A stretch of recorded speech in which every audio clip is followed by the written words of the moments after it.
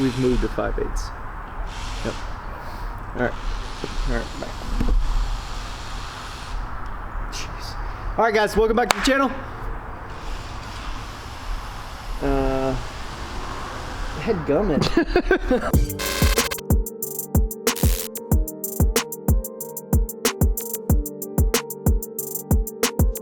Alright guys, welcome back to the channel.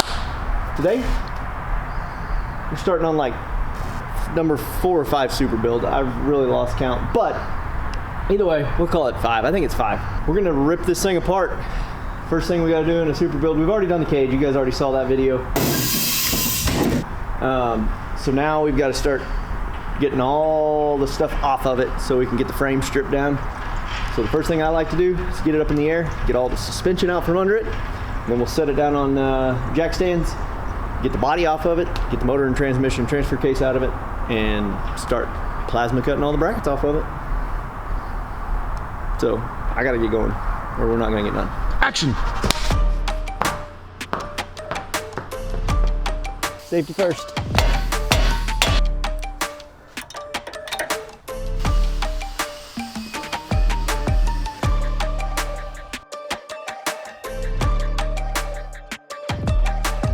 Yeah, Lewisburg, Kansas. Get 2 for 10. Pretty good deal. I already, you weren't listening. So you want me to talk about it again?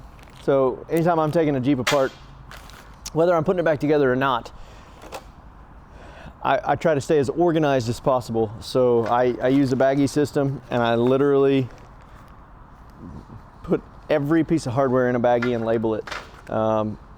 If you are putting it back together, it makes it a whole lot easier when you go back together with it. But if you're not, if you're gonna sell all this stuff, it just makes it a little bit easier for everybody else. So like this is drive shaft hardware. So for now, all I have is the axle side of the hardware in it. But once the other end of the drive shaft's out, I'll put the rest of the hardware in this. I got track bar, sway bar. This one's control arm hardware for the front. I'll have another one for control arm hardware for the rear. Like I said, it just makes it a lot easier. You know, we've got a tote system, and we try to stay as organized as possible because we do reuse some of this stuff, but you know, it's just handy to have, in my opinion.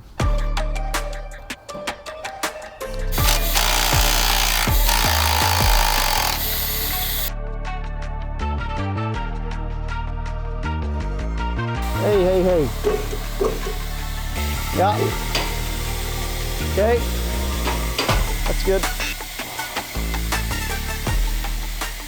When you're hiring a media guy, make sure he knows the difference between a JL and an LJ. This is a part of the video where Robert thinks he's talking in the microphone, but he left it on his toolbox. I forgot to put my microphone back on.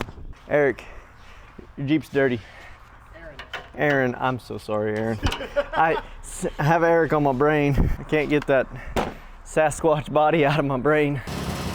Take my tools over here. I'm hungry. Is it lunchtime yet? Lug nuts do expire. If you look on the inside, way deep down in there, they've got an expiration date.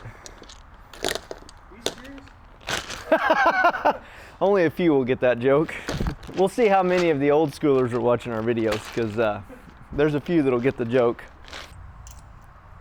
In my prime, it's been a while since I've pulled a body. I could do it in about 45 minutes. But the refrigerant was already discharged. Yeah, definitely with our special machine. You have to have a refrigerant recovery machine, folks. You can't just go putting that stuff in the air. Californians get cancer from it. Yeah, we've actually had a lot of people be like, oh, your rotors are on backwards, but they're not. That's how Terraflex wanted them, so that's how we got them. See, drive shaft hardware. Already had a bag for it. Okay, pro tip, before you take your axles out, if it's gonna be an extended amount of time while your Jeep is down, go ahead and drain all your brake fluid so that you don't have to make a big mess everywhere. Because that stuff will drip for like years. That's Lane, man. Look at how organized I am. Look at how unorganized these guys are. Buy them books, send them to school. All they do is eat the pages. Because you guys think that everything happens in like 30 minutes, like from all those years of watching Power Block TV. So, Thanks, Stacy. thanks, Stacy. So now we have to be fast at everything. Because customers think we can super build your Jeep in 2.5 weeks. Go fast. Go faster.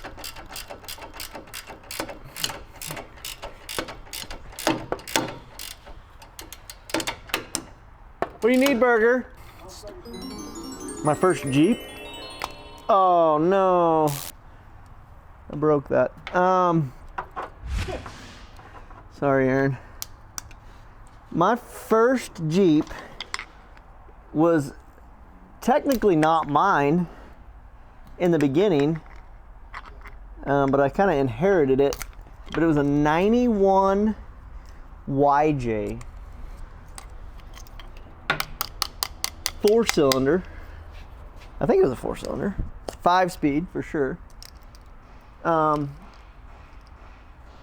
And it was on 30. I did a spring over. Me and my dad did a spring over lift on it. It's broken, so it is what it is.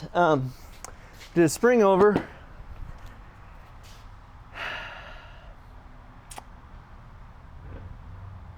And 34-inch LTB, Super Swamper LTB.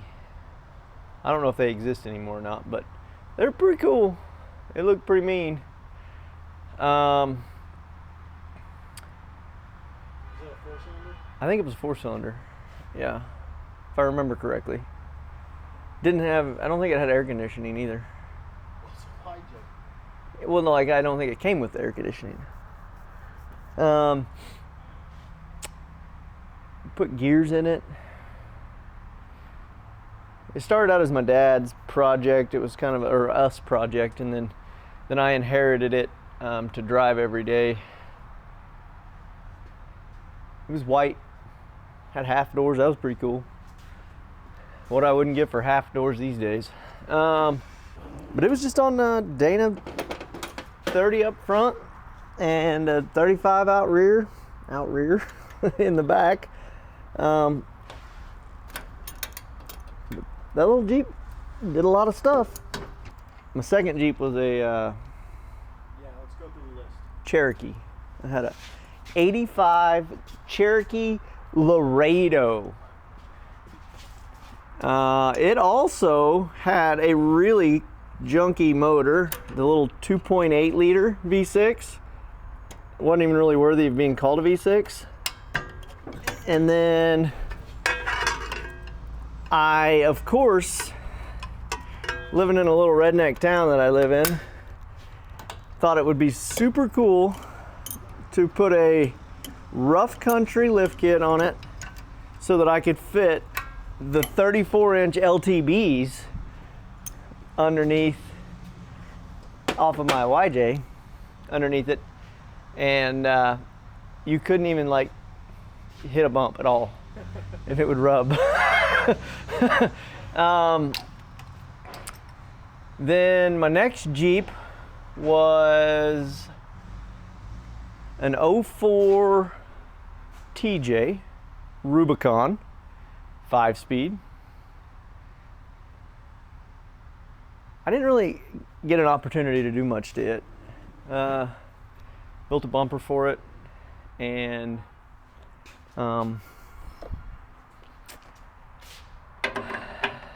then children came along, or a child came along, and the Jeep had to go. So then I was Jeepless for a while. Then I bought another Cherokee. Oh, donkey. Donkey! Donkey. It was a pretty big piece of junk. Hey. Let's just be real. It was rough. Then I sold it to you. Hold on, I'll be right back. Oh, so then I sold it to you, and then we put Wagoneer axles under it. Lincoln lockers For those of you who don't know what a Lincoln locker is, that's welded.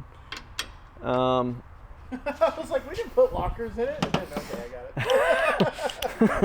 I got it. Rough country long arm? It's a rough country radius arm? Yeah. The skid plate and everything. Dude, that thing was legit. Except it was still kind of a piece of junk, but Like frame stiffeners on it? frame stiffeners, yeah. Then I bought my first JK. Two-door, wow. 2007 two-door. And I got really lucky with that Jeep. At the factory, it must have been built on like a Friday afternoon. Because it wasn't a Rubicon, but I remember that. it had a Rubicon rear Dana 44 in it. I was new to the JK scene, so I didn't really know. It was probably like 6 months. The rear end had these plugs on it, and I had no idea what it was for. And I'm like, I don't know. They're not plugged into anything, so maybe it wasn't an option I got. Well, then I got smart, and I was like, I'm an idiot. Those are locker wires. So I ran 12 volts to them to a switch. I had a rear locker immediately. I remember that. Yeah. Then I put a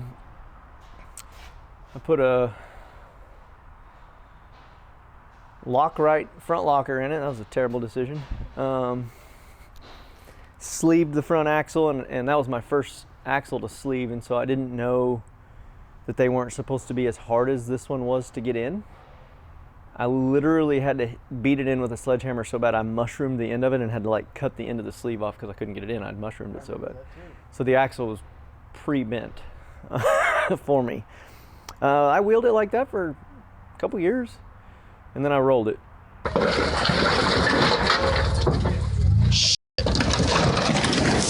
And after I rolled it, that was when I was like, you know what? It's time to play with the big boys. So found some junkyard axles, put some 1-ton axles under it, ORIs under it.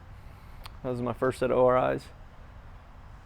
And we just wheeled it. And then I got the 4-door JK. Where'd you get that from? Did you call him? Yeah. And then bought the red JKU. And then I bought the JL. Your Yeah. wife has 2 Jeeps. Technically, my wife has 2 Jeeps.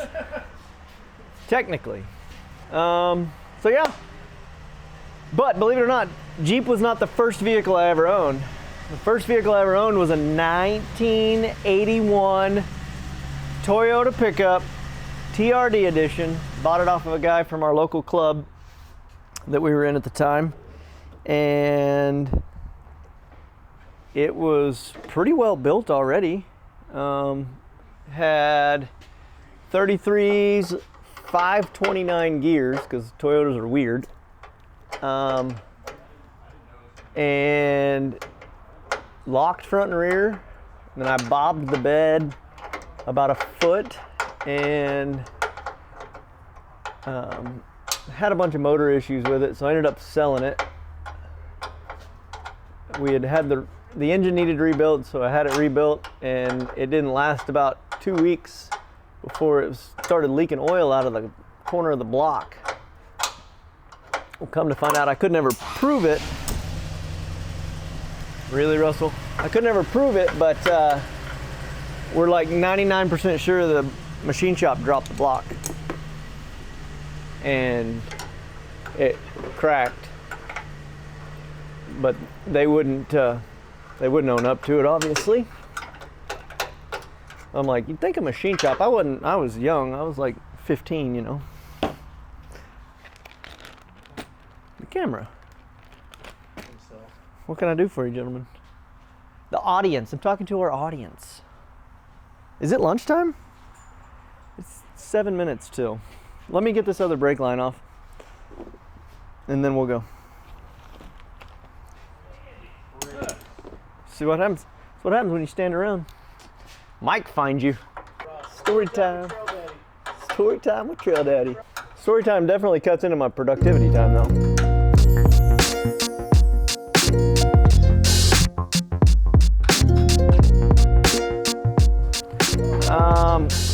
So I'm gonna gonna try to take as much of the underside stuff off that I can. So evap canister, fuel tank, all the metal cloak, undercloak stuff, drive shafts, pretty much everything that I can get off from the bottom side I'll take off, so that when I set it down I can get it as low as possible so I can work under the hood a little easier. I'll probably, once I get it down, I'll probably go ahead and pull bumpers off just so that they're out of my way, and then start pulling the body.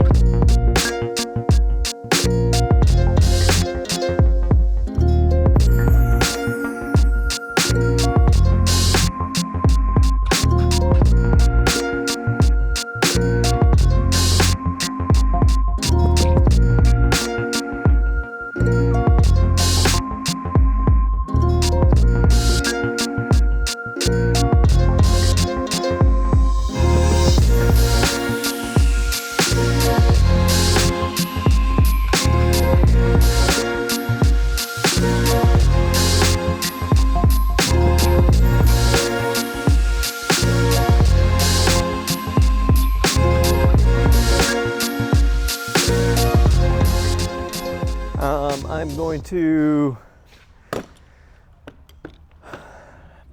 probably go ahead and loosen up all the body mount bolts, and then I'm going to set the Jeep down on jack stands on the frame, and then reposition my lift to be able to pick up just the body and begin lifting the body off the frame. And then once the body's successfully off the frame and we haven't ripped every wire apart, just pull the motor and transmission transfer case, and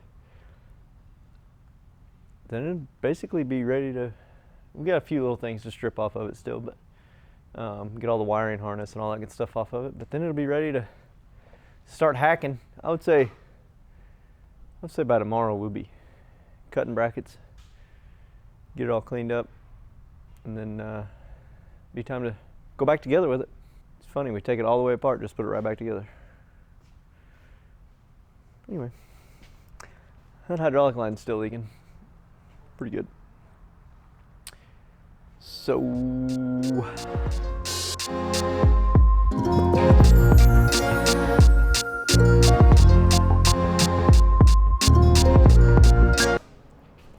there it is, folks. Body's off. I made another mess, even though I cleaned up my mess. I don't know that it would extract all the fluid.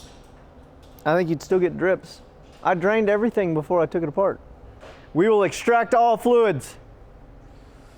If anybody's looking, got a 100,000 mile 3.6 with an Edelbrock supercharger, or if you're talking to Mike, it's an Elderbrock supercharger.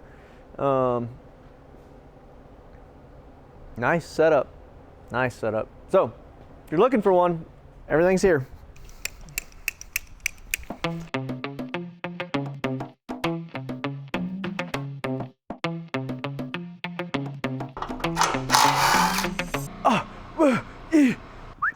Getting these.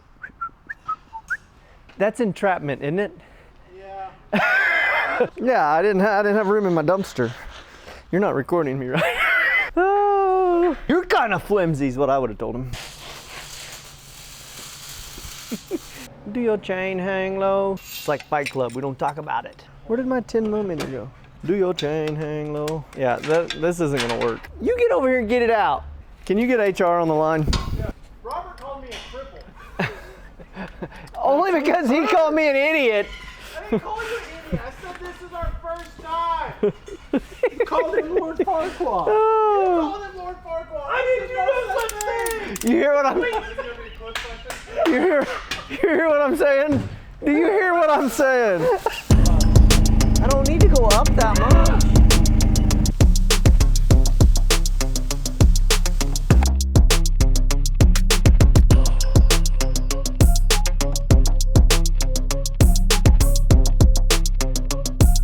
Woo, doggy.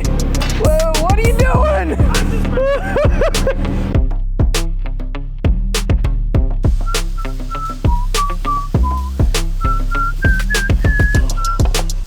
Harbor Freight's having a spring Black Friday. What does that even mean?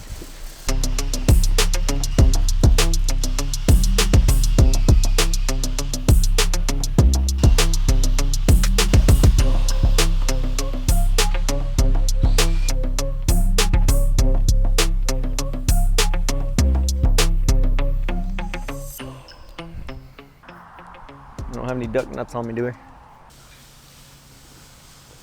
Should not have said that. All right, guys.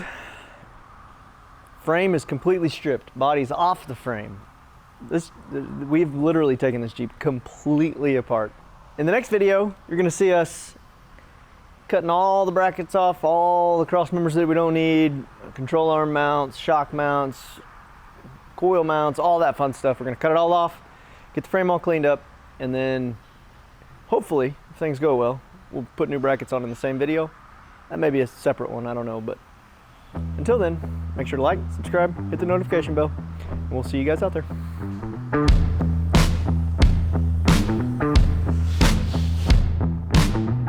Shock mounts to cut off, track bar mount to cut off. What a Bruiser complete engine and transmission package looks like. Your way. Fork it over.